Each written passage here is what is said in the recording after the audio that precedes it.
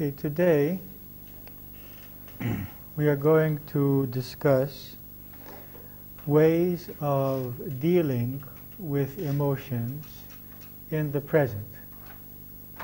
That is, ways in which we can release tension or reduce tension or being emotionally upset in the present, as opposed to the long-term solutions of analysis.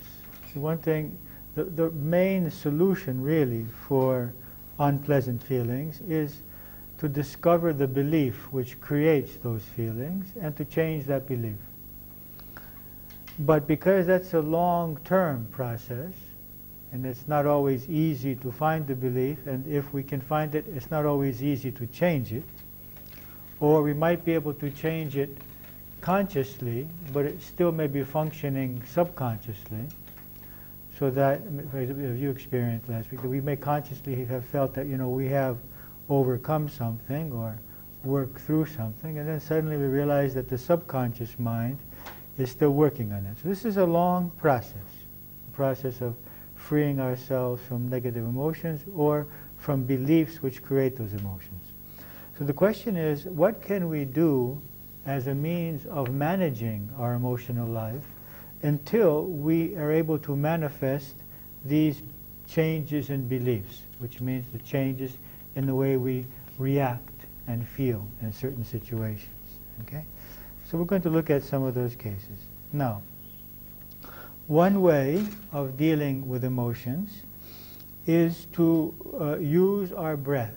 The breath can have a very powerful effect on our nervous system and on our emotions.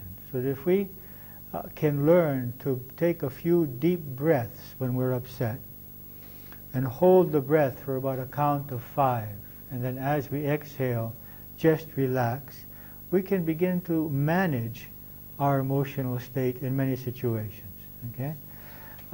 You will have noticed that when you are sleeping, or when a person is sleeping, his breathing is rhythmic and slow. Whereas when someone is upset, the breathing is quick and shallow. So this means that the emotions are affecting our breathing. So what we can do is reverse the process, affect our emotions through our breathing, by learning to breathe slowly and deeply. Now this has two applications.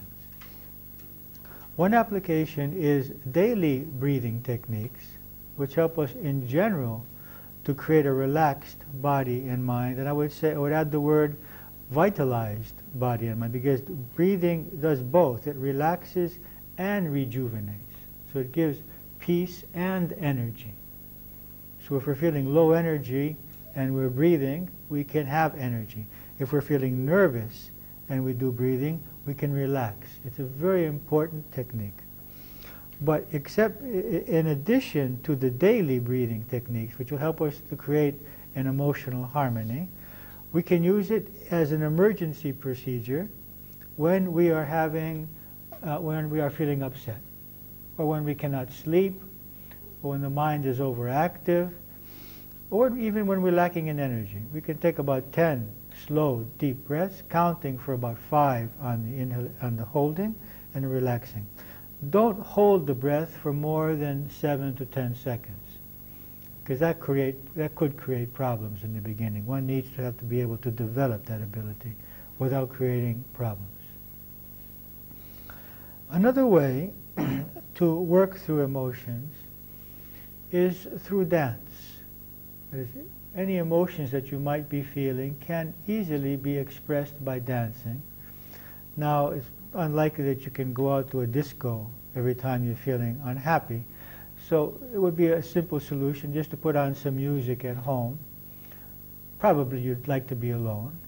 And just release whatever you're feeling through music. Now there's two ways this can be done. One way is to put on music which in a way expresses the emotions that I'm having, or put on music which connects me to the opposite emotion. So that I can put on a sad kind of music and cry as I'm dancing, or I can put on this very happy music, lively music, and just get into another mood because the music makes me move. Now, it wouldn't be uncommon if in dancing your emotions came to the surface and you started to cry. That would be quite natural and beneficial. So, this also, as with the breathing, can be a preventative measure or an emergency measure. That is, we can dance 3 or 4 times a week as a preventative measure of releasing tensions and just keeping the body and the emotions in a positive state. Or we can do it whenever we are feeling that, we're having some emotions which we need to release. So breathing and dancing are 2 very powerful tools for working with emotions in the present. Another possibility, and of course with that there may be some crying or something like that. Another possibility, especially when the emotion might be anger or disappointment or bitterness, is to express that through movement, which would probably be like hitting a pillow, either with our hands or with a tennis racket or with a hose or something, and releasing this tension by beating something, as if we are venting this anger, rather than venting it on the person themselves, we're venting it on this pillow, okay, or on a telephone directory. This reminds me of a friend of mine who was having weekly visits with a psychologist in the States, and he was expressing anger towards his father, my friend, not the psychologist. And at one point the psychologist gave him a tennis racket and said, just start beating this pillow, to get rid of this anger. And my friend got carried away and started destroying this man's apartment. He broke lamps, he broke windows, of course, he sent them a bill the next week for all the things that he broke. Okay, so these are 3 ways for venting. It's the breathing, it's the dancing, or beating on something and letting this energy go away. Now remember, we are not calling any of these solutions. These are temporary measures. The only real solution for our negative emotions is the transformation of our belief system. But as I mentioned earlier, because this is a long-term process, that we want to know various things that we can do as emergency measures. Now another short-term and long-term solution is a technique which was given by a man who lived 300 years before Christ. His name was Patanjali. He lived in India. And it's a very simple technique, and he says, bring to mind the opposite emotion of the one that you have. Just if you can stop for a minute and think, what is the opposite of what I am feeling? For example, if I am feeling fear, then I may ask, here, what is the opposite of fear here? It could be courage, it could be faith, it could be love, it could be peace, it could be understanding. So for each of us, in each moment, the opposite of a negative emotion could be something different, depending on why I am feeling what I am feeling. So if I'm feeling anger, and I ask myself, what is the opposite of anger in this case? It could be understanding, it could be love, it could be peace, it could be faith, it could be forgiveness. So we want to see what is the opposite of the emotion that I have at this moment. Now, this is not a form of suppression. I'm not saying that I don't have anger. I'm not saying that I don't have fear. They exist, and I recognize their existence. The whole thing is that each of us is like a radio, and the radio can turn into a number of stations. So in me, I have many stations. I have the stations of guilt, and stations of fear, and stations of love, and of understanding and hurt. And I have the station called the victim, and the station called the interrogator. So I have all these aspects of my being. I am none of these. I am a witness, or a part of my mind, which is observing that in each case, now the mind is fearing, Now the mind is angry, now the mind is hurt, now the mind is loving, now the mind is peaceful. But there's someone behind the mind. There's some kind of consciousness behind and above the mind which is able to observe the fact that the mind is in these states and can talk about it. So I cannot be what I am observing. I cannot be something I can observe. I have to be something separate from what I'm observing. Otherwise I can't observe it. Okay? So I cannot be my anger. I cannot be my hurt. I can get totally immersed in it. I can get lost in it, but I am not it. So if I want, and I don't control myself in some way, I can allow my consciousness to be totally enveloped in fear, and I can panic, or enveloped in anger, and I can hate. I can just destroy things. So the idea is that, okay, I have these emotions, but I also have other possibilities in myself. And I choose at this moment, at this particular moment, to strengthen this aspect of my being, the aspect which is called understanding, the aspect which is called faith, which is called love, you see, or forgiveness.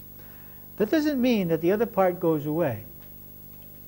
It just means that I am strengthening this part. So I may feel like at this moment it's not useful for me to fear or be angry. If I do this, I'm going to get in some kind of interaction. I'm going to make decisions which I will regret afterwards. So I tune into the opposite emotion. I try to connect with that opposite emotion, cultivate it, and then at another time I can do my analysis and say, okay, today I was feeling fear, I was feeling anger. What was my belief? What was the stimulus? So we need to go back and check out what happened, so that we're not just suppressing ourselves and creating a split personality. Okay? Because it's easy to create a split personality in spiritual life, because we can develop these spiritual concepts and believe that we have overcome a lot of things, and then there can be other parts of ourselves governed by the inner child, which we'll talk about in a further session, which are still controlled by our feelings as children. Okay? So we bring the opposite to our minds, but eventually at some later time we analyze what happened. We try to find the beliefs. Another possibility at the moment that we're feeling upset is to bring to mind an ideal or a spiritual truth. For example, if I have as an ideal Christ, and I bring Christ to my mind at the time that I'm angry and hurt, this will definitely change my psychology. Or if I believe that I am a soul in the process of evolution, or if I believe that there is a wisdom in the universe which brings to me what I need at each moment, and I bring any of these truths into my mind, then these truths will change my psychological state. So another way of dealing with emotions in the present is either bringing an ideal that we have, or the ideal also could be one of the spiritual qualities. I can bring the ideal of love, the ideal of peace. I want to be peaceful. I want to be loving. What I'm feeling at this moment is not loving, is not peaceful. And try to develop that. But again, so as to avoid the split personality syndrome, we need to analyze it later. Okay? So there are three possibilities. Four, I guess. I bring the opposite emotion. I bring an ideal, such as Christ, into my mind. I bring an ideal such as a spiritual quality, such as love, understanding, peace. Or I bring a spiritual truth into my mind. So I'm learning to do two things here. I'm learning to observe my mind, and I'm learning to manage my mind, which is very important. I'm not out of control. I'm not the victim of my programming. I am starting to be able to function consciously, and consciously choose at a certain moment to connect with something other than the result of my programming. Because my programming says, here get angry, here get upset, here feel fear. This is what our programming is doing, you see. So we're learning to be the witness and to decide that I don't want this emotional state, and to bring into the mind something which will help me move away from that. Another possibility, which is what Ken Kais calls a consciousness doubler. Ken Kais, which we will be talking about later, is a man who is paralyzed both legs and both arms. He is totally unable to function by himself. He has to be fed, he has to be helped to go to the bathroom. And he has written over 15 books on happiness. And he is the coordinator, or the creator of the coordinator of what's called the 12 Pathways to Higher Consciousness. And he says that you can be totally happy because life gives you exactly what you need to be happy. And he is happy even though he is unable to use his arms or his legs. So we have here a very powerful example of the fact that reality is what we create in our minds and not what is happening outside of ourselves. That if this person can be happy and travel all the world teaching seminars on happiness, then who are we to say, I can't be happy because someone didn't say hi to me today and someone spoke to me negatively and I didn't have my coffee yet or my cigarette or whatever it might be. So he's a very good example. And he calls this the consciousness doubler, and that is, imagine you are the other person. Put yourself into the other person's position. Now this of course would be used in situations in which the other person is the stimulus for our negative emotions. Okay, we wouldn't use this for an earthquake or something like that. Imagine that you are the earthquake. You might imagine that. You might discover something through that. We did this in one class a few weeks ago. Yes, the earth, and you're just trying to throw people off. You know. Get rid of these polluters. Okay. Like a person trying to shake off lice off of his head. Okay. So imagine that you are the other person and try to understand the feelings and the needs and the beliefs. Three things: what the other person feels, what he needs, and what he believes, which is causing him to function in this way. Now the functioning could be a functioning which bothers us because it's aggressive or violent or it's hurting us, or it could be laziness, it could be a lack of responsibility, a lack of productivity, or it could be anxiety, anger, shouting, and these kinds of things. In both cases, it's useful to realize that in 99% of the cases, the reason this person is functioning in this, in quotations, negative way, is that he doesn't have enough self-confidence and self-acceptance. That basically fear and self-doubt are behind these kinds of actions. I believe that laziness is usually just the result of the fact that a person fears failure. Failure. It fears trying, you see, because trying creates the possibility of not succeeding.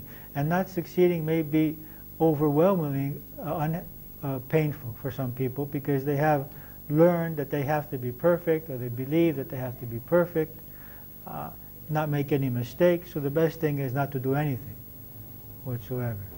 It could also be the result of lack of energy, but in many cases it's the fact that someone doubts their ability or doubts their self-worth. So putting ourselves in the other person's shoes, in the other person's situation, often helps us to become free from negative emotions towards that person.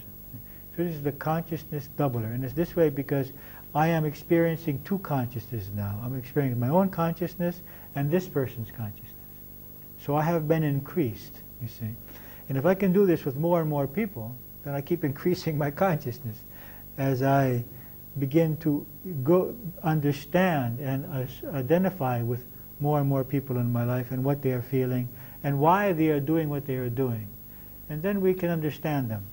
That does not mean that we are not strict with them in asking them that they behave properly. Understanding someone doesn't mean that we allow them to do anything they like, even when that is against any kind of moral conduct, or they are doing to us what they would not like us to do to them. It means that we understand them, we don't have negative feelings towards them, but we are very assertive in explaining the behavior that we need from them. That balance is not always easy, but it is definitely a goal. Because we neither want to suppress ourselves, we want to respect ourselves, but we also want to respect the other. So when we're not expressing our needs and feelings, we're not respecting ourselves. But when we're shouting and screaming at the other and calling him all kinds of horrible names, we're not respecting him. So we want to be respectful but assertive. Another possibility in working with energy, with negative emotions, is to channel them in various ways. We already mentioned dancing. We could add to that all forms of creative activity. We could draw our emotions. We could write about our emotions. We could play them in theater, in psychodrama. We could write poems.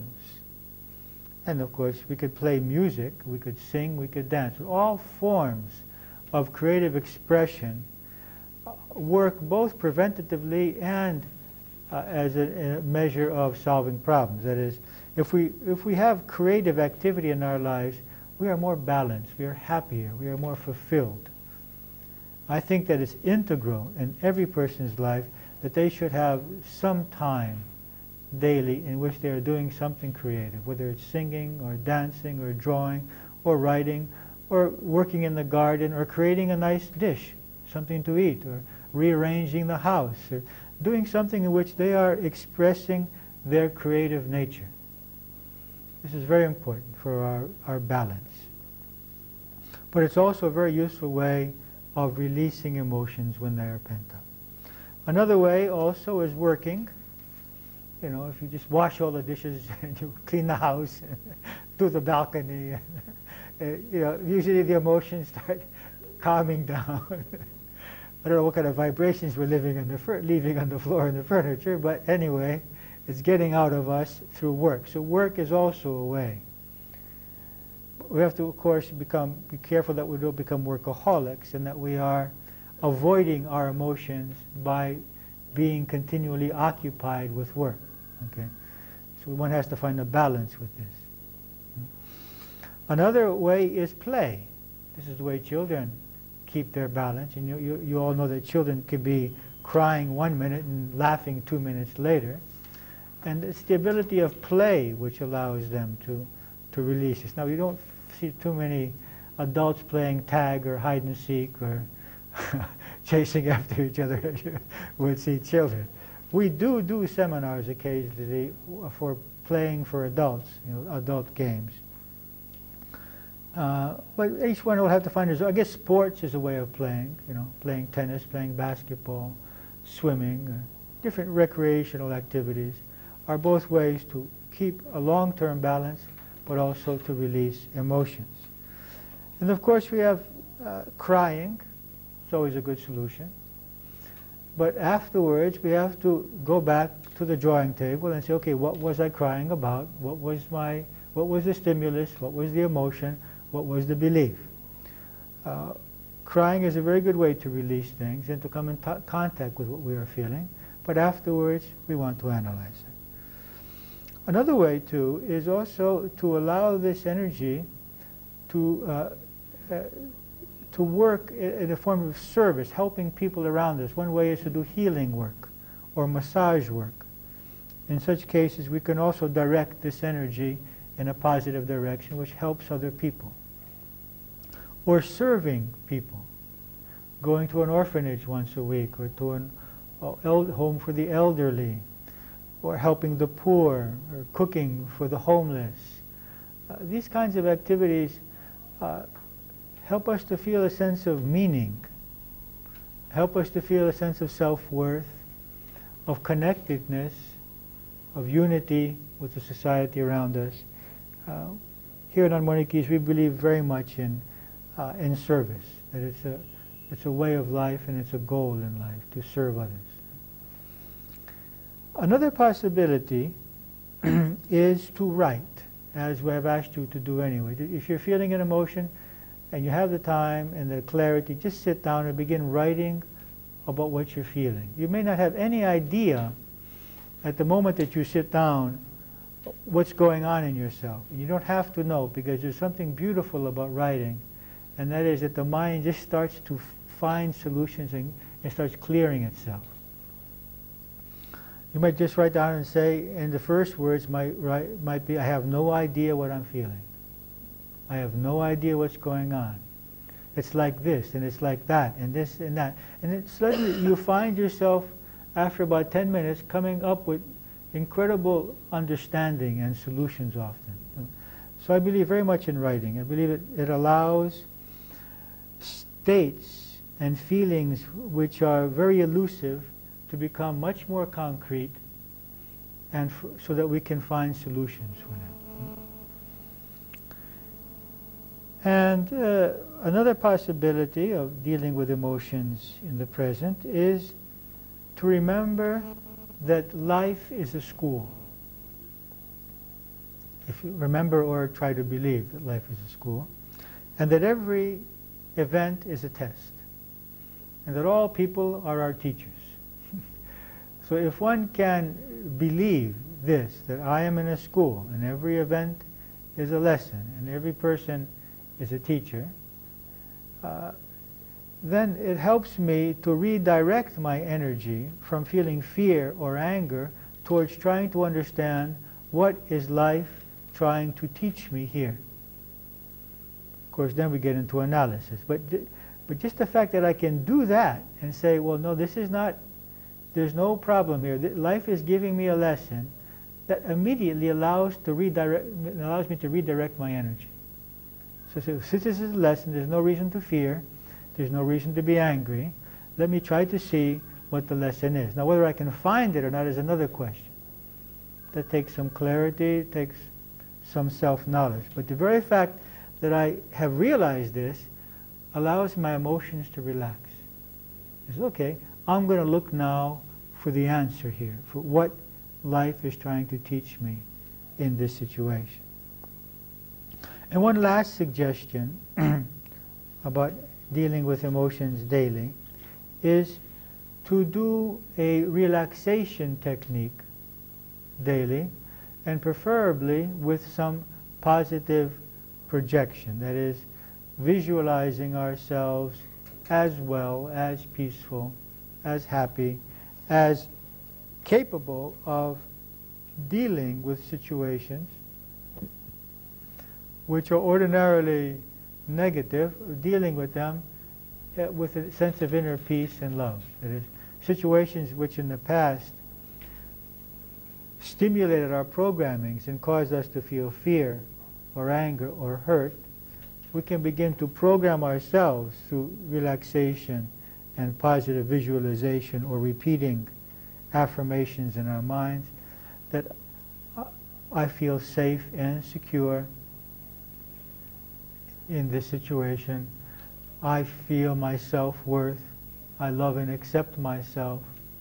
My self-worth is not in any danger in this situation. And just begin to feel that I am okay, I can handle this, there's no danger in this situation, so that I can begin to handle it in a much more peaceful way. Okay, so these are some possibilities of dealing with emotions in the present. It's focusing on the breath, dancing, beating a pillow or a telephone book or something, bringing the opposite emotion to our minds, the opposite positive emotion, bringing to mind a spiritual idea, whether that be a person or a spiritual quality or a spiritual truth, imagining that we are the other and identifying with their feelings, their emotions, their needs, channeling our energy in other directions, whether that be crying or laughing or creative activity or work or whatever it may be. Selfless service towards others who have need. Writing about what we feel. Remembering that life is a lesson, that life is a school and everything is a lesson. And daily relaxation with positive projection. So I would suggest that you choose one or two of these, try them out during the week. And this is parallel to the process of analyzing ourselves.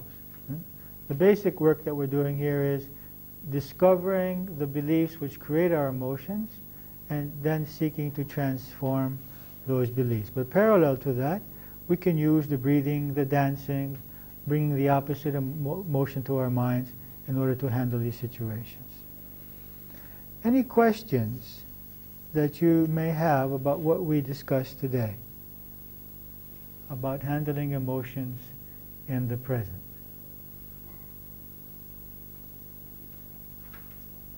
Or any questions in general about the process of the self-analysis and the self-knowledge?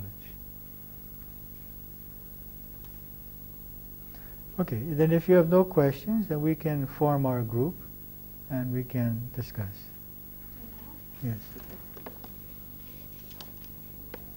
Yes.